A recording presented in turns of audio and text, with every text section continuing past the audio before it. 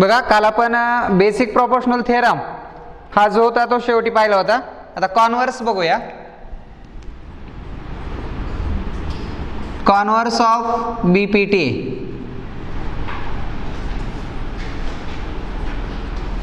Converse of BPT basic proportional theorem converse जो आहे तो. आता बघा आपण 9वी मध्ये बघितलं थेरम आणि कॉन्व्हर्स काय असतो, बरोबर आहे की नाही. थेरमच्या अपोजिट म्हणजे काय असतो, कॉन्व्हर्स असतो. म्हणजे आता कॉन्व्हर्स वरून काय प्रूव्ह करायचं असतं की जर त्या ठिकाणचा रेशो जो आहे तो प्रोपोर्शन मध्ये असेल तर त्या टू लाईन्स काय असतात, पॅरलल असतात. बघा कॉन्व्हर्स मध्ये काय म्हटलंय, if a line divides any two sides of a triangle in the same ratio. एक ट्रायंगल आहे की नाही, आणि या ट्रायंगल मध्ये एखादी लाईन आहे आणि ही लाईन काय करते, टू साइडला काय करते, डिवाइड करते. समजा हे पी क्यू आहे, डिवाइड करते म्हणजे काय बघा, if a line divides any two sides of triangle in the same ratio, in the same ratio, same ratio मध्ये जर डिवाइड करत असेल, then the line is parallel to the third side, then the lines parallel to the third side. तर तिसऱ्या साइडला काय असते ते पॅरलल असते. म्हणजे गिवन मध्ये इथं काय दिलं जाईल, AP upon PB is equal AQ upon QC.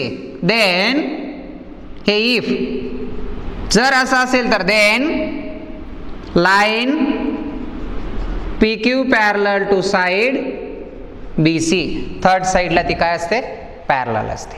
आपल्याला बेसिक प्रोपोर्शनल थेरम मध्ये काय होतं, ही लाईन जर याला पॅरलल असेल ते line divide in the proportion, proportion मध्ये डिवाइड करते. AP upon PB is equal to AQ upon QC या स्वरूपामध्ये ती काय करते, डिवाइड करते.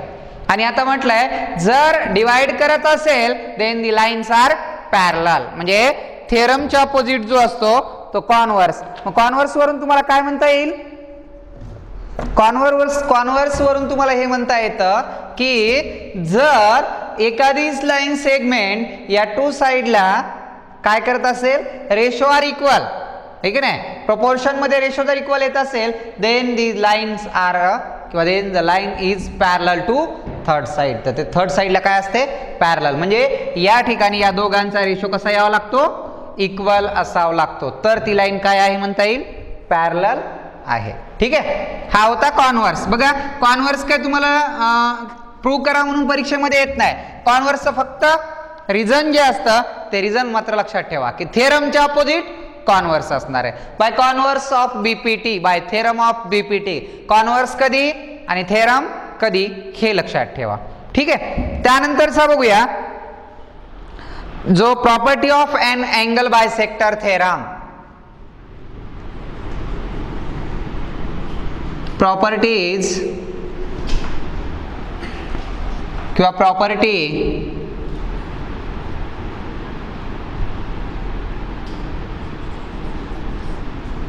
Property of angle bisector theorem.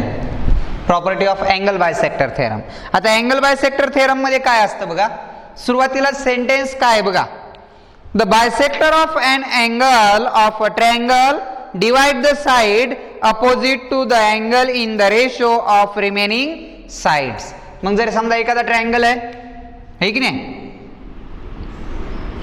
हा ट्रायंगल आहे, या ट्रायंगल मध्ये एखाद्या अँगलचा जर बायसेक्टर, समजा हा बी जो आहे त्याचा बायसेक्टर काढला आपण. बायसेक्टर म्हणजे काय असतो, इक्वल टू पार्ट्स तयार होतात. ABC इथं D नाव दिलं समजा, बरोबर आहे. आता काय म्हणते बघा, यामध्ये property of an angle bisector of triangle, the bisector of an angle of triangle divide the side opposite to the angle, the side opposite to the angle. या जो अपोजिट साइड असते त्याला काय करतोय, opposite to the angle is in the ratio of remaining side. आणि याचा ratio हा कोण एवढा असतो, रिमेनिंग साइड. आता ही साइड डिवाइड झाली, राहिल्या साइड कोणत्या, या साइड आणि या साइडचा रेशो एवढा असतो.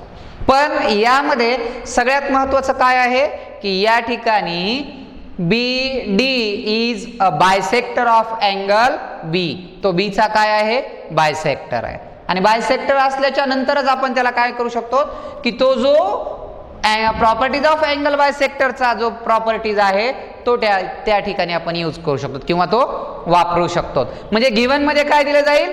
बी D is a bisector of angle B. हा बी डी जो आहे तो अँगल बी चा काय आहे?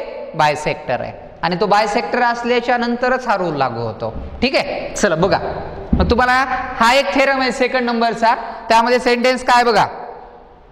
The bisector of an angle of triangle divide the side opposite to the angle in the ratio of remaining side. या रिमेनिंग साइडच्या ratio एवढा असतो. ठीक आहे, आता बघूया गिवन. पहिल्यांदा गिवन मध्ये काय लिहिलं जाईल बघा. Properties of angle bisector theorem जे आहे ते गिवन मध्ये म्हटलं जाईल इन ट्रायंगल एबीसी. आता तुम्हाला बघा त्याच्यामध्ये डायग्राम वेगळी दाखवली बुक मध्ये, थेरम मध्ये त्या स्वरूपातच काढतो म्हणजे तुम्हाला सोपं पडेल. तो जशी तुमच्या बुक मध्ये डायग्राम दाखवली तशीच काढतो म्हणजे तुम्हाला एक्सप्लेन करायला पण सोपं पडेल.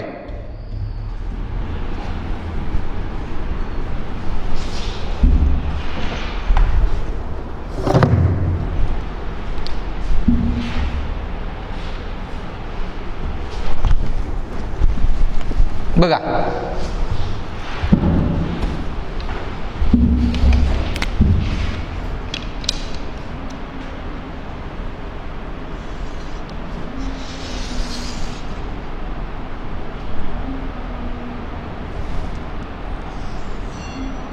जो तुम्हाला इथे ट्रायंगल दिलेला आहे त्यांनी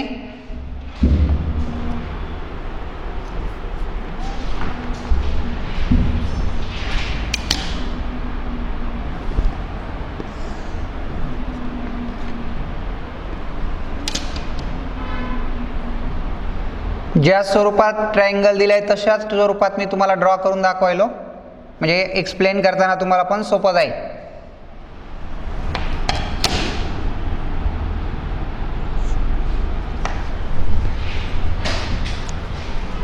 हा इकडे अँगल बायसेक्टर आहे.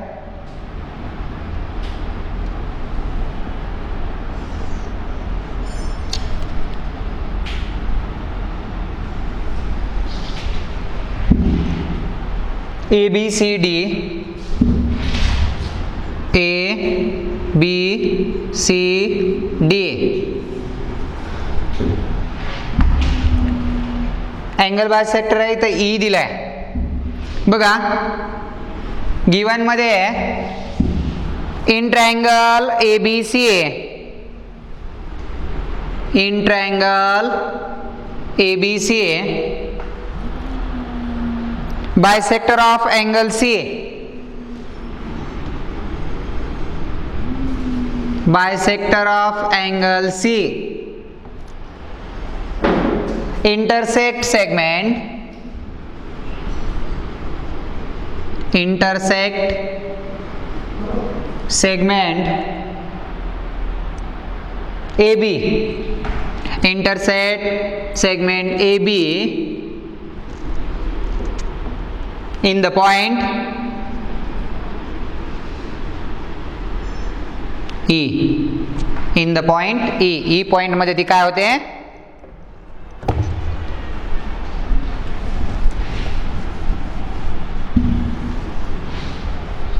Bisect of angle C intersect segment A B in the point E. E point मध्ये ती काय होते तेवढ्या जो A B in the point E जो आहे दिलेला आपल्याला आहे की नाही त्या पॉइंट मध्ये डिवाइड करते. हे गिवन मध्ये झालं. त्यानंतर टू प्रूव्ह काय बघा गिवन झाला टू प्रूव्ह बघा. टू प्रूव्ह मध्ये काय दाखवायचं आपल्याला A E upon E B, A E upon E B is equal A E upon E B is equal to C A upon C B, C A upon C बी.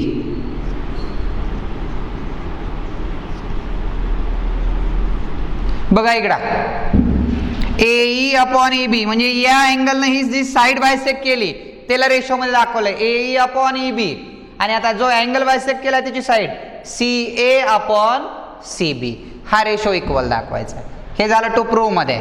आता त्यानंतर तिसरी जे construction आहे की नाही, कन्स्ट्रक्शन करावं लागेल आपल्याला. काय कन्स्ट्रक्शन केलंय तेवढं दाखवावं लागेल. तो पलकाला जो ड्रॉ केलाय की नाही तो कन्स्ट्रक्शनचा भाग आहे बघा. हा जो आहे तो इकडे वाढवलेला, हा C पासून इकडे काय केलाय, जो प्रोड्यूस केलाय वाढवलाय तो पुढं आहे आणि हा खाली वाढवलेला आहे की नाही. बघा आता काय म्हणताय, draw a line parallel to ray CE. Draw line parallel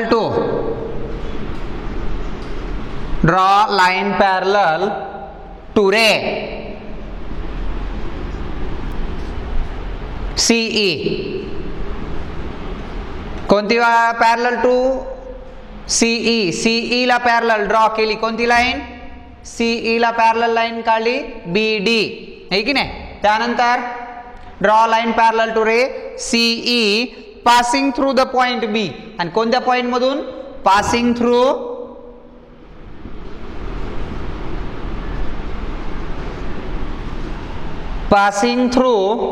the point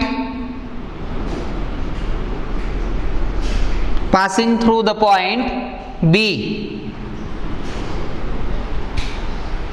Passing through the point B, extend AC so as the intersect is at point D. आणि तो कुठपर्यंत एक्सटेंड केला वाढवला, तो D पर्यंत. एवढं जरी एक्सप्लेन नाही केलं तरी चालतंय आहे की नाही. याच्यामध्ये एवढं जरी तुम्ही म्हटलं तरी चालतंय. आता प्रूफ मध्ये बघूया. आता प्रूफ मध्ये अगोदर काय म्हटलंय की हा जो आहे तो बायसेक्टर आहे. कोणता, CE. आता याच्यामध्ये टू लाईन्स पॅरलल आहेत बघा. कोणत्या कन्स्ट्रक्शन मध्ये काय म्हटलंय बघा, CE parallel to ray. CE ला पॅरलल कोणता काढला, BD. म्हणजे या टू लाईन्स काय झाल्या, पॅरलल लाईन झाल्या. मग two lines parallel and one transversal. He transversal जर कन्सिडर केली तर हा अँगल आणि हा अँगल काय होतो, कॉन्ग्रंट होतात हे दोन अँगल. बरोबर आहे की नाही. म्हणजे इथं आपल्याला एक्सप्लेन जे करायचंय ते पॅरलल लाईन अँड ट्रान्सव्हर्सल मध्ये करायचंय. बघा पहिल्यांदा बघूया, CE parallel to BD ray CE parallel to side किंवा रे कोणता, BD. CE ला पॅरलल BD झालं का बघा. CE पॅरलल टू BD हे अशा दोन लाईन पॅरलल. अँड ट्रान्सव्हर्सल कोणती आहे, अँड बघा transversal AD and AD is transversal. AD is a transversal. मग आता AD कशी गेली बघा, इथून हे बघा, हे इथून इकडे गेली AD, हे A आणि D पर्यंत ही अशी गेली. मग तयार होणारे हे जे अँगल इकडे बघा, इथला एक अँगल आणि इथला एक अँगल, म्हणजे बघा हा अँगल आणि हा अँगल कसले अँगल आहेत, हे करस्पॉन्डिंग अँगल. बरोबर आहे. AD is a transversal. Their corresponding angle ACE, angle ACE. Congruent angle कोणता होईल मग, ADB हे की नाही, किंवा त्याला CDB पण म्हणू शकता तुम्ही. Angle CDB corresponding angle and corresponding angle are congruent. याला नंबर 1 दिलं करस्पॉन्डिंग अँगलच्या. म्हणजे आता मी जे सिम्बॉल दाखवलेत, हा अँगल याच्यासोबत कॉन्ग्रंट झालाय फर्स्ट नुसार. बरोबर आहे. आता बघूया त्यानंतर सेकंड नंबरचं जे बघायचं आता परत तेच पॅरलल दाखवूया. बरोबर आहे.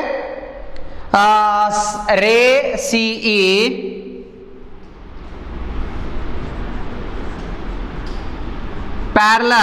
CE parallel to BD and BC, and BC is transversal. BC is transversal. BC काय आहे, ट्रान्सव्हर्सल आहे. मग आता परत ट्रान्सव्हर्सल म्हटल्यावर काय होणार, बरोबर आहे. Two parallel lines and their transversal. Transversal झाले की बघा झेडच्या स्वरूपात अँगल तयार व्हायला बघा. इकडे बघा हा असा, हा जो सीई होता इथं सी आहे हे की नाही, इथं डी आहे आणि इथं बी आहे. कोणता अँगल होईल तयार झेडच्या स्वरूपामध्ये? आता जर बघितलं तर बघा इकडे ट्रान्सव्हर्सल, आता ही नाही आहे ट्रान्सव्हर्सल. आता ट्रान्सव्हर्सल कोणती आहे? सी बी, ही इथून इथपर्यंत अशी ट्रान्सव्हर्सल आहे. मग अँगल कोणते तयार होणार आहे? बघा हा अँगल आणि हा अँगल झेडच्या स्वरूपात. हे बघा झेडच्या स्वरूपात म्हणजे हा अँगल आणि हा अँगल, हे दोन अँगल होणार. BC is a transversal, therefore angle ECB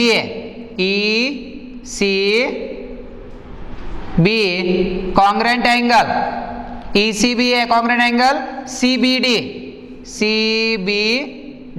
कसले अँगल आहेत? अल्टरनेट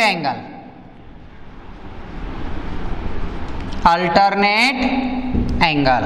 अल्टरनेट अँगल झाल्यावर याला नंबर 2 दिला,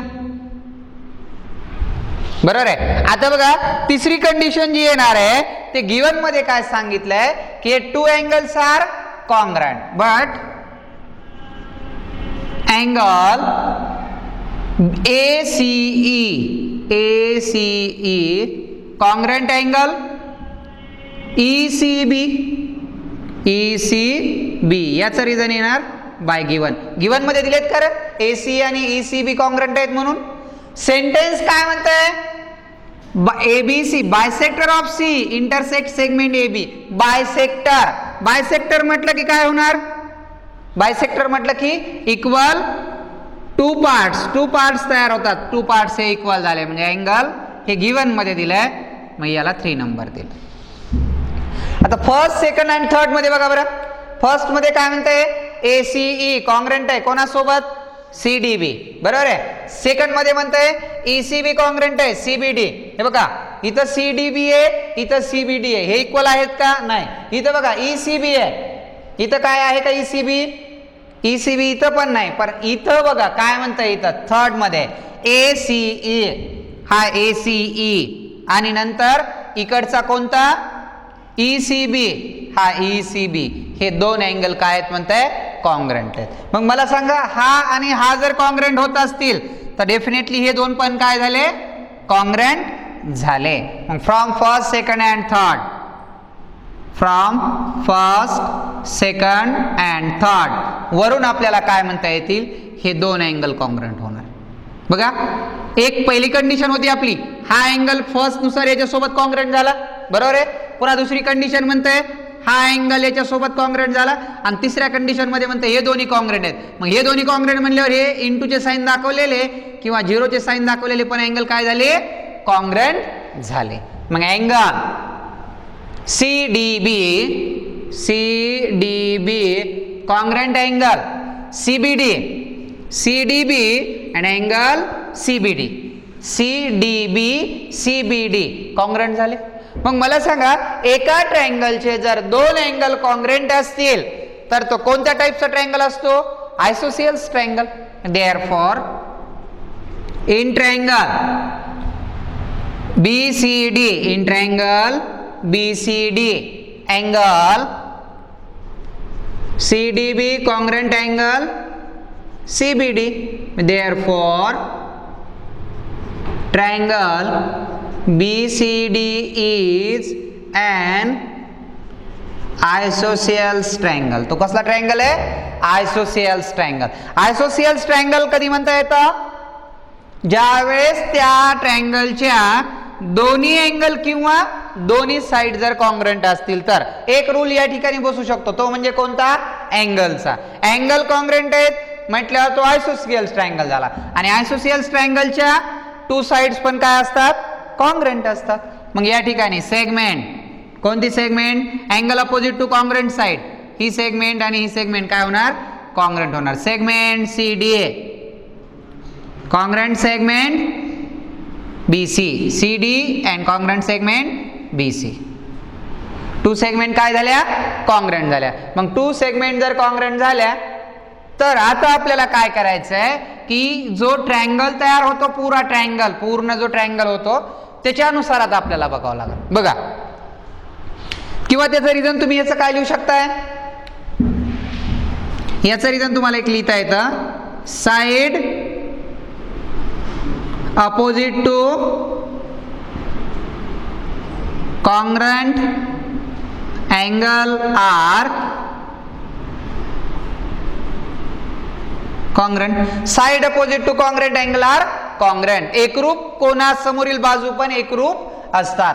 मग आता या दोन साइड जर काय झाल्या, कॉन्ग्रंट झाल्या, इक्वल झाल्या, ही साइड आणि ही साइड, हे की नाही. आता आपल्याला जो पुढचा रूल वापरायचा आहे तर तो रूल बघा. आता CD CB is equal to CD झाला, बरोबर आहे, किंवा बीसी. आता याच्यामध्ये आपल्याला ट्रायंगल सीबीडी मध्ये बघावं लागणार. In triangle CBD CBD. आता याच्यामध्ये बघा, आता याच्यामध्ये दोन ट्रायंगलच्या साइड्स कॉन्ग्रंट दिल्यात आपल्याला, आहे की नाही.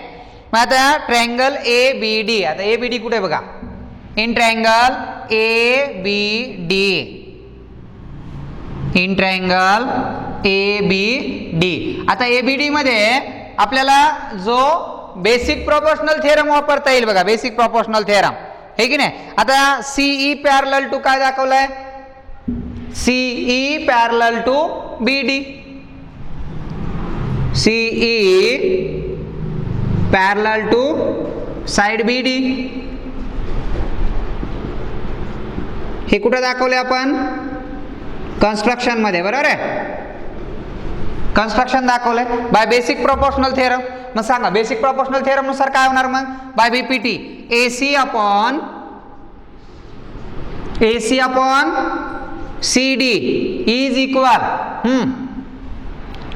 काय होणार मग बघा. आपल्याला कोणत्या ट्रायंगल मध्ये बघितलं आपण, या ट्रायंगल मध्ये, की नाही. मग ए ई अपॉन कोणता होणार, ई बी बाय बीपीटी.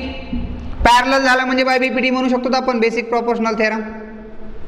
आता एक मिनिट इकडे बघा, आपल्याला काय आवश्यक होतं, एसी अपॉन सीबी, है की नाही, आणि नंतर एक होतं AE upon EB. AE upon EB एक आलंय आपलं, AE upon EB. AC upon CD आलाय, तर त्यामध्ये एसी आलाय, फक्त काय करायचं आपल्याला, सीडीच्या ऐवजी काय आलं पाहिजे, सीबी. पण एक मिनिट इकडे बघा, इथं सीबीच्या ऐवजी काय आहे, सीडी. मग सीडीच्या ऐवजी आपण काय घेऊ शकतो, बी सी किंवा सी बी. मग A C upon C B is equal to A E upon E B. हे प्रूव्ह झालं. म्हणजे बेसिक प्रोपोर्शनल थेरम जो आहे तो नंतर वापरलाय. पहिल्यांदा काय करायचं कळालं का, पहिली स्टेप काय करायची, ही साइड या साइडला पॅरलल दाखवायची आणि एडी काय दाखवायची, ट्रान्सव्हर्सल. हा अँगल आणि हा अँगल कॉन्ग्रंट दाखवायचा, कशामुळं, करस्पॉन्डिंग अँगल. त्यानंतर सेकंड कंडिशन मध्ये काय म्हणायचं, CE parallel to BD and BC is a transversal. पुन्हा बीसी ट्रान्सव्हर्सल दाखवायची. तिथे हा अँगल आणि हा अँगल अल्टरनेट अँगल नुसार कॉन्ग्रंट दाखवायचे. आणि गिवन मध्ये काय सांगितलंय, तिसरी कंडिशन हे टू अँगल कॉन्ग्रंट आहेत. मग फर्स्ट सेकंड थर्ड वरून हे टू अँगल्स काय होतात, कॉन्ग्रंट. मग दोन अँगल कॉन्ग्रंट झाला म्हणून तो कसला टाइपचा ट्रायंगल तयार झाला, आयसोसियल्स ट्रायंगल, हे की नाही. आयसोसियल्स ट्रायंगल तयार झाला म्हणून या दोन साइड कॉन्ग्रंट झाल्या. आणि या दोन साइड कॉन्ग्रंट झाल्याच्या नंतर पुन्हा काय म्हणतंय, CE parallel to BD, CE parallel to BD construction मध्ये म्हटलंय. मग बाय बीपीटी वापरला, AC upon CD AE upon EB, बरोबर आहे, बाय बीपीटी. आणि शेवटी काय चेंजेस केला आपण, की सीडी जो आहे त्या सीडीच्या ऐवजी आपण काय घेतला, सीबी किंवा बीसी चेंज केला आयसोसियल्स नुसार. म्हणजे हा जो थेरम होता, हा थेरम होता कोणता, अँगल बायसेक्टर थेरम. जो या ठिकाणी आपण म्हटलंय तो होता अँगल बायसेक्टर थेरम, बरोबर आहे. म्हणजे जो अँगल आहे या ठिकाणचा तो अँगल बायसेक्टरचा थेरम जो आहे, जो सेकंड नंबरचा या टॉपिक मधला महत्त्वाचा थेरम म्हणजे हा होता. बीपीटी पेक्षा हा थोडासा अवघड वाटतो. यात तीन कंडिशन आहेत, तीन म्हणण्यापेक्षा चार आहेत. पहिल्यांदा पहिली प्रॉपर्टीज आहे करस्पॉन्डिंग अँगल, दुसरी प्रॉपर्टीज आहे अल्टरनेट अँगल, तिसरी प्रॉपर्टीज आहे गिवन, बरोबर आहे. चौथी प्रॉपर्टीज आहे आयसोसियल्स ट्रॅपेझियम, आयसोसियल्स ट्रायंगल, आणि नंतर पाचवी आहे बाय बीपीटी. आणि त्याच्यानुसार प्रूव्ह होत आहे. म्हणजे 5 स्टेप तुम्हाला या थेरम मध्ये कंपल्सरी लक्षात ठेवाव्या लागतील. म्हणजे 5 स्टेप नुसार हा थेरम काय होत आहे, प्रूव्ह होत आहे. ठीक आहे. प्रॉपर्टीज कळाली का अँगल बायसेक्टर थेरमची? प्रॉपर्टीज मध्ये सगळ्यात महत्वाचं म्हणजे तुम्हाला अगोदर हे समजलं पाहिजे की ज्याचा अँगल बायसेक्टर दाखवलाय त्याच्या अपोजिट साइडचा ratio is equal remaining two साइडचा रेशो, उरलेल्या दोन बाजूंचा रेशो. हे तुम्हाला परफेक्ट त्या ठिकाणी लक्षात आलं पाहिजे. ठीक आहे. हा जो दुसरा प्रॉपर्टीज झाला, कोणता दुसरा प्रॉपर्टीज होता? हा अँगल बायसेक्टर थेरम. हा जो दुसरा पहिला प्रॉपर्टीज कोणता होता? Bye BPT. दुसरा प्रॉपर्टीज कोणता झाला? Angle bisector theorem. आणि आता जो तिसरा प्रॉपर्टीज बघायचा आहे तो म्हणजे 3 पॅरलल लाईन अँड 1 ट्रान्सव्हर्सल. ठीक आहे. प्रॉपर्टीज तुम्हाला मी सांगितलं, याच्यात सगळ्यात महत्वाचं म्हणजे प्रॉपर्टीज पार्ट असल्या पाहिजेत. क्लिअर कन्सेप्ट असली तरच तुम्हाला क्वेश्चन सॉल्व्ह करायला सोपं जातं, है की नाही? बघा, property of 3 parallel lines and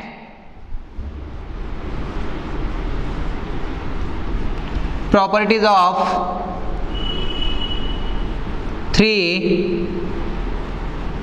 parallel lines and properties of 3 parallel lines and their transversal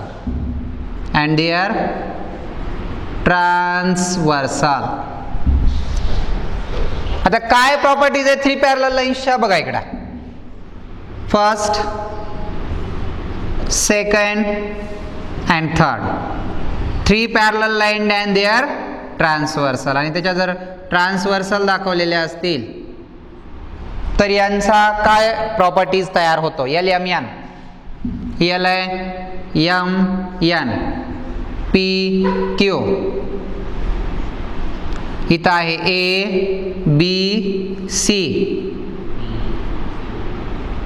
D E and F.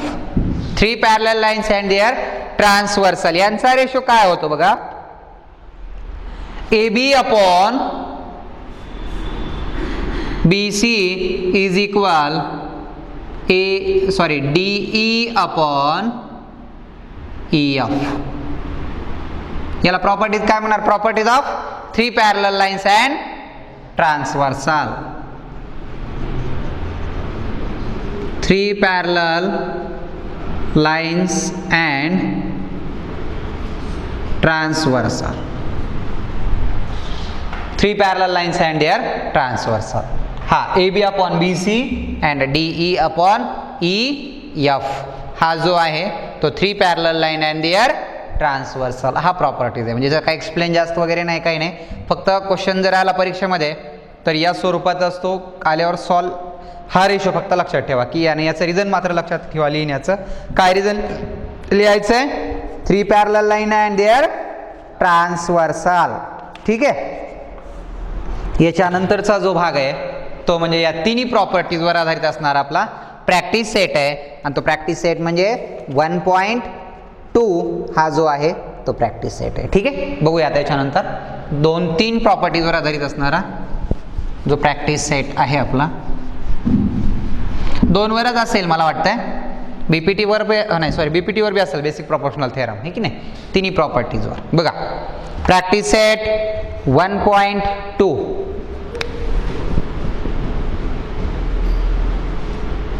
Practice set 1.2 मधला क्वेश्चन नंबर फर्स्ट काय बघा, given below are some triangle and length of line segment. Identify in which figure ray PM is bisector of angle QPR and then find. काय find करायचं? Given below are some triangle and length of line segment. Identify in which figure ray PM is bisector of angle QPR. Identify करायला सांगितलंय तुम्हाला की which triangle are identify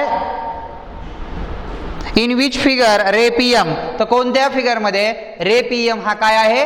bisector आहे, हे की नाही. मग त्यातला जो पहिला आहे, पहिली डायग्राम कशी बघा,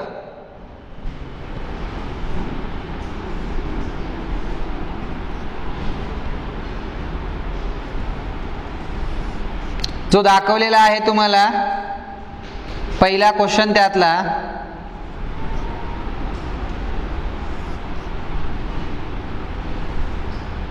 हे सिम्बॉल दाखवता येणार नाहीत आपल्याला, का तर बायसेक्टर आहे की नाही हे माहित नाही आपल्याला.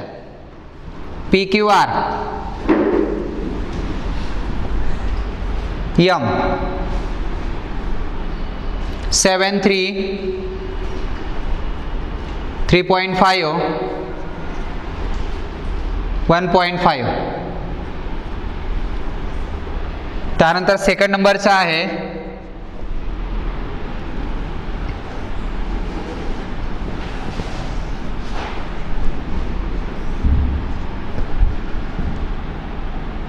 पी क्यू आर, इथं यम आहे 7 6 8 10. त्यानंतर 3 नंबरचं आहे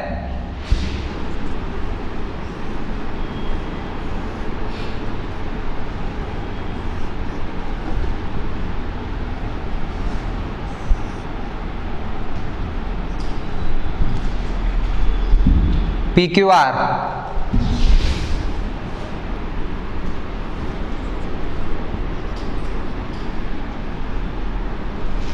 इथं असेल यम.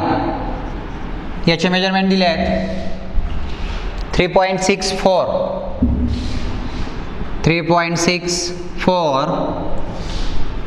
9 10.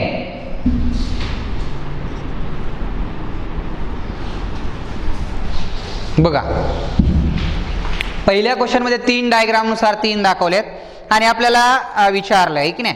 आता सुरुवातीला काय करूया, इकडे बघा. जर P Q upon P R is equal Q M upon M R जर आलं तर तो काय आहे, P M is a bisector.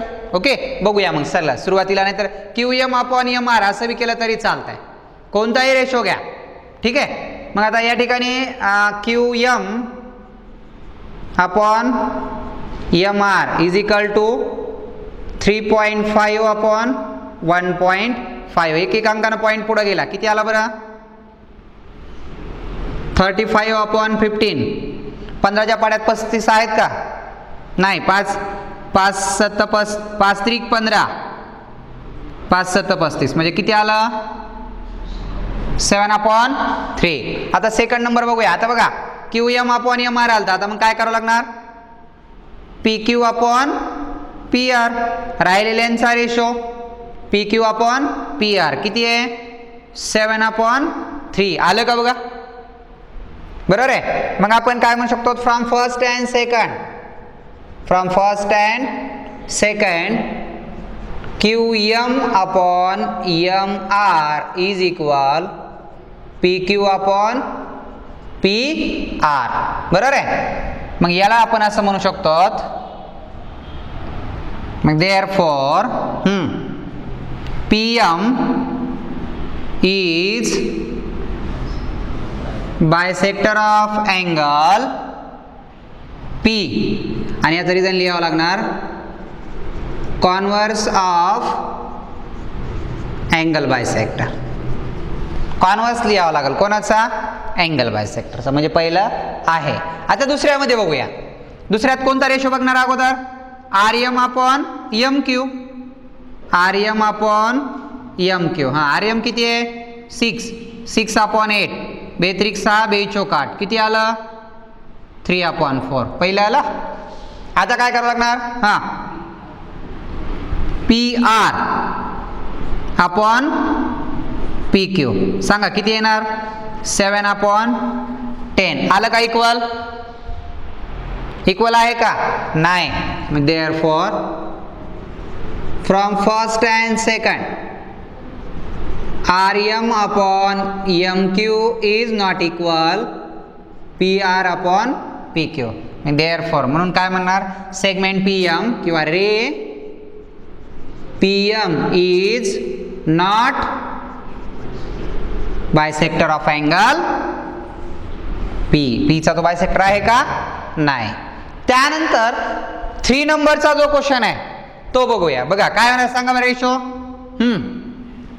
Q M upon M R 3.6 upon 4, एक अंकानं पॉईंट पुढे गेला. किती आला? 36 छदस्थानी 40 का? बरोबर आहे ना? हा, एक अंकानं पॉईंट पुढे घेतल्यावर किती येणार सांगा? 4 9 36, 4 10 40, म्हणजे किती आला रेशो? 9/10. आता इकडचा P Q upon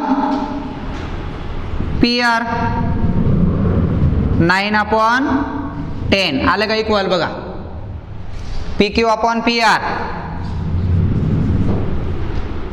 P Q upon P R from first and second.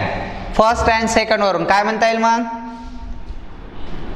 P Q किंवा Q M upon M R is equal to P Q upon P R.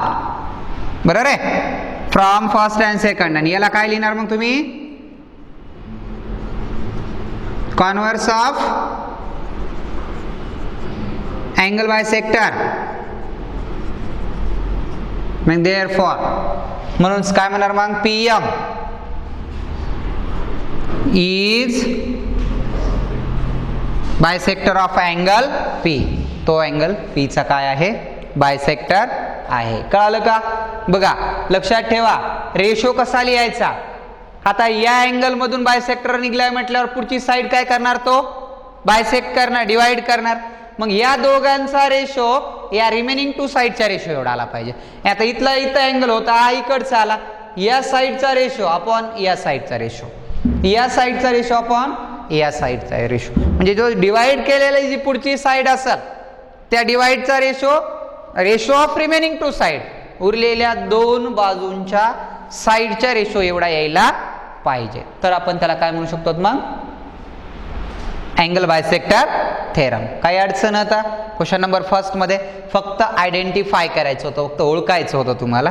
ठीक आहे. त्यानंतरचा बघूया क्वेश्चन नंबर 2, जो सेकंड नंबरचा question आहे त्यामधला, तो बघूया. बघा काय आहे सेकंड नंबर क्वेश्चन. सेकंड नंबरचा क्वेश्चन दिलाय तुम्हाला, डायग्राम दिली काढून. हा झाला प्रॅक्टिस सेट 1.2 मधला फर्स्ट नंबरचा क्वेश्चन. त्यात 3 क्वेश्चन होते.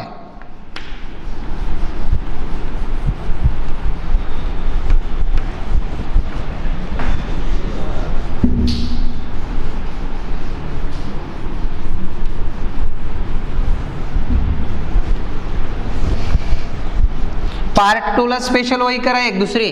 पार्ट 1 ला जी 1 केलेली आहे तशी सेकंड पार्टला स्पेशल वही करा दुसरी. त्यामध्ये एक्सप्लेन व्यवस्थित करता येते तुम्हाला नंतर.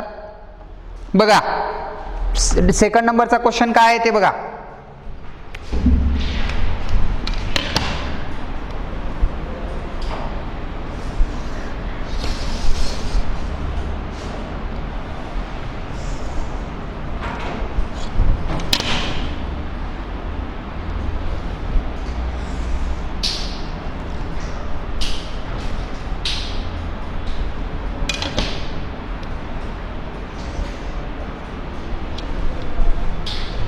काय ट्रायंगलचं नाव?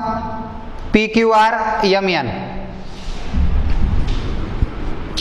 P Q R M and N. पहा चला काय म्हटलंय. In triangle P Q R P M 15 आहे. पी एम किती आहे? 15 आहे. त्यानंतर P M 15. Question number 2, in triangle P Q R P M is equal to 15, P Q is equal to 25, P R is equal to 20, N R is equal to 8. N R is equal to 8. आता बघा P M कुठे? P M 15. P Q हा पूर्ण P Q किती आहे? 25 आहे. तो एवढा 15 आहे म्हटल्यावर एम क्यू किती येणार? 10. पी आर, पी पासून आर किती आहे? 20. त्यात एन आर किती आहे? एन आर 8 आहे. हा पूर्ण 20 आहे. 8 म्हटल्यावर हा किती होणार 12. 12 प्लस 8 20. मग आता अगोदर आपल्याला दिलेल्या माहितीनुसार आपण बघूया. PM इज इक्वल टू 15 आहे. मग PQ इज इक्वल टू किती येणार. PQ is equal to PM plus MQ. P dash M dash Q. Collinear point आहेत PMQ. PQ किती आहे 25. PM 15 plus MQ. Therefore MQ is equal to 25. हे positive आहेत. पुढे गेल्यावर काय होणार निगेटिव्ह. MQ किती भेटला. MQ इज इक्वल टू 10 भेटला. त्याच पद्धतीनं जो दुसरा एक आपल्याला इकडचा आहे PR. बघा PR is equal to PN plus NR. PR किती आहे 20. PN काढायचा आहे. NR किती आहे 8. 8 पॉझिटिव्ह आहे. PN is equal to 20 minus 8. PN is equal to किती आला 12. PN इज इक्वल टू काय आला 12. आता बघूया. आता गिवन मध्ये काय म्हटलंय. State whether line NM is a parallel to the side RQ. Give reason. हा जो NM आहे तो RQ ला काय आहे का म्हणताय पॅरलल आहे का म्हणताय. आणि असेल नसेल तर त्याचं रिझन लिहा म्हणताय. मग अगोदर आपल्याला काय करावं लागेल. जर PN upon NR is equal PM upon MQ जर इक्वल आला तर ती लाईन्स काय होऊ शकते पॅरलल. का तर कॉन्व्हर्स ऑफ BPT. BPT चा कॉन्व्हर्स म्हणता येईल. मग बघूया. PN upon NR is equal to PN किती रे 12 अपॉन 8. 4 2 8 4 3 12. काय भेटलं 3 अपॉन 2 भेटलं. 3 अपॉन 2 भेटलं. त्यानंतर PM अपॉन MQ. PM किती रे 15. 15 अपॉन 10. 5 3 15 आणि 5 दोन्ही 10. 3 अपॉन 2. आलं का 3 upon 2. From first and second. From first and second PN upon NR is equal to PM upon MQ. हे जर इक्वल येत असेल तर these lines are parallel. ठीक आहे. these lines are parallel. त्या line parallel is equal to PM upon NR is equal to PN upon NR is equal to PM upon MQ. From first and second दोन्ही equal आलेत ठीक नाही. आणि ज्यावेळेस ratio equal येतो त्यावेळेस these lines are parallel. ती lines काय होते पॅरलल होते. Therefore segment NM parallel to seg किंवा साइड कोणती RQ. Converse of BPT. Converse of BPT. Basic proportional थेरमचा कॉन्व्हर्स झाला. ठीक आहे. हा झाला क्वेश्चन नंबर सेकंड कंप्लीट. ठीक आहे. आणि आता याच्यानंतरचा जो आहे क्वेश्चन नंबर 3 तो आपण काय करूया नेक्स्ट व्हिडिओमध्ये बघूया. Question number 3.